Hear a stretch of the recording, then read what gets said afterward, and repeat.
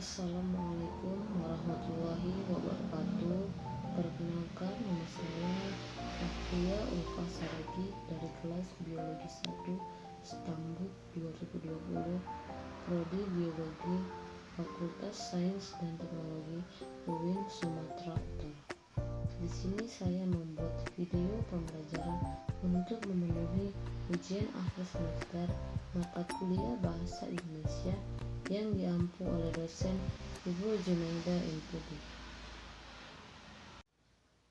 Penulisan karangan. Yang pertama ada tema, topik, dan judul karangan. Ketiga hal ini seringkali tumpang tindih.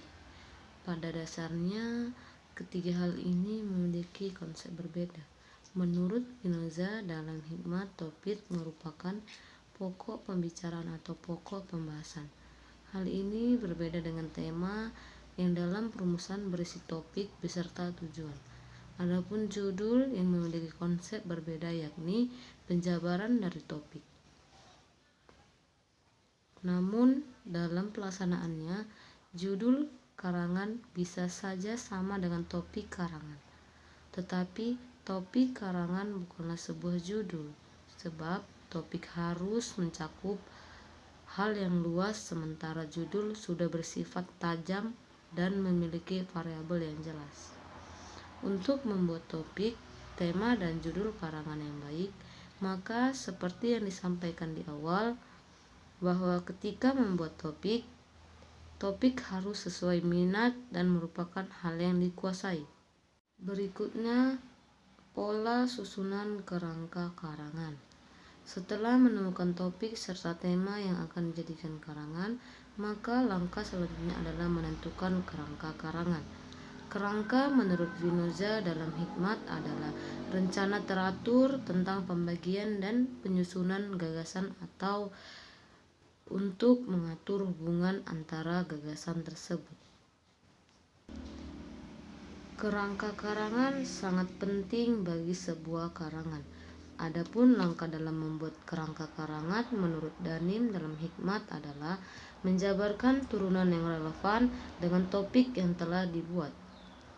Dengan demikian, pembuatan kerangka karangan harus sesuai dengan topik yang terbentuk dari gagasan yang lebih terperinci. Adapun pola kerangka karangan terdiri dari pola alamiah dan pola logis Kraft dan Spinoza dalam hikmat. Yang pertama, pola alamiah. Pola ini memiliki dua pola, yakni pola urutan waktu dan urutan ruang. Urutan waktu berarti urutan karangan yang dilandaskan pada tahapan suatu peristiwa atau kejadian. Pola selanjutnya adalah pola urutan ruang. Pola ini berlandaskan pada ruang. Seperti halnya yang ada di dunia ini, pada dasarnya telah dikotakkan dalam ruang tersendiri. Untuk ruang kecil adalah ruang pribadi, beranjak ke ruang keluarga, untuk selanjutnya lingkungan masyarakat. Kedua, pola logis. Pola logis merupakan pola yang terbentuk dari pikiran pengarang dengan meletakkan gagasan serta konsep berdasarkan efek yang ingin dicapainya. Efek tersebut tentu saja disesuaikan dengan topik yang hendak dibahas. Dalam pola logis ini terdiri dari beberapa pola lain yang akan dijabarkan. Pertama, pola sebab akibat. Yang kedua, pola klimaks dan anti klimaks. Pola ini yang mementingkan pada bagian ini dalam suatu karangan. Yang ketiga, ada pola umum khusus, dan yang terakhir ada pola pemecahan masalah. Dalam membuat kerangka karangan, hal lain yang perlu diperhatikan adalah penjabaran subtopik dengan menggunakan simbol.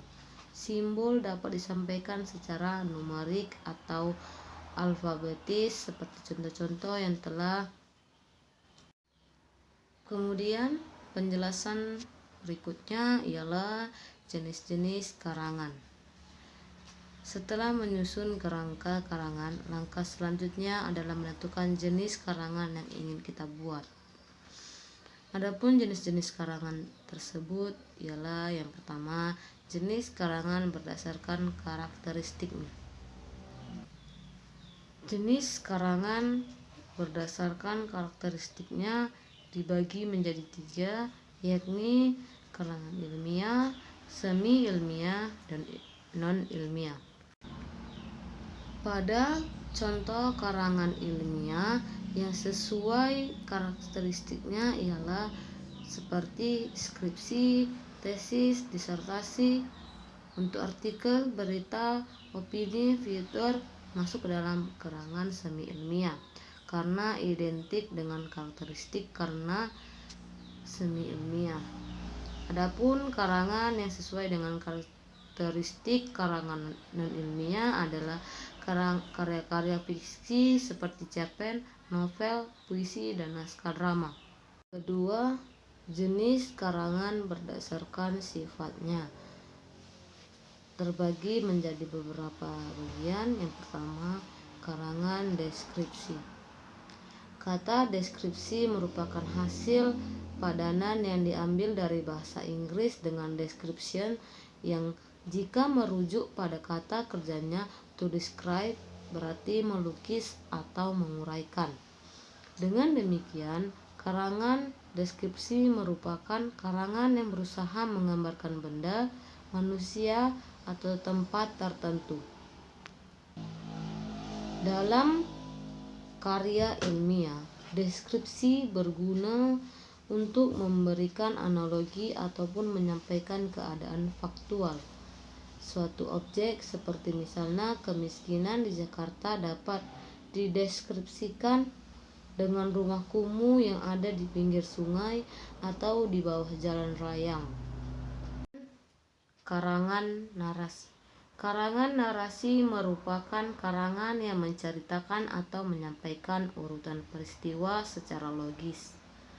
Kata narasi diambil dari bahasa Inggris, yaitu narration, yang bermakna bercerita. Karangan jenis ini bisa digunakan dalam karya fiksi berupa cerita pendek atau novel. Bahkan kini mulai tumbuh puisi bernarasi yang biasanya disebut puisi prosaik. Selanjutnya, karangan eksposisi. Eksposisi merupakan saduran kata exposition yang berasal dari bahasa Inggris. Kata ini bermakna membuka atau memulai. Jenis karangan eksposisi merupakan jenis karangan yang menjelaskan suatu konsep, menerangkan cara, mengupas atau menguraikan sesuatu. Kemudian, karangan argumentasi. Jenis karangan argumentasi adalah karangan yang berusaha meyakinkan pembaca tentang suatu gagasan atau pendapat yang menyampaikan bukti, contoh, atau alasan lain yang tidak dapat dibantah.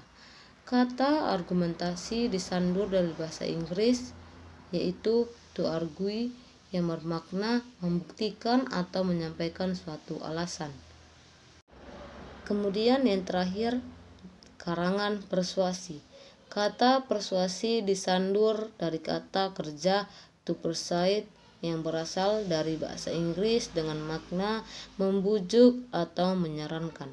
Karangan persuasi merupakan karangan yang berisi bujukan, rayuan, atau ajakan kepada pembaca untuk melakukan sesuatu. Penjelasan materi tentang penulisan karangan semoga bermanfaat.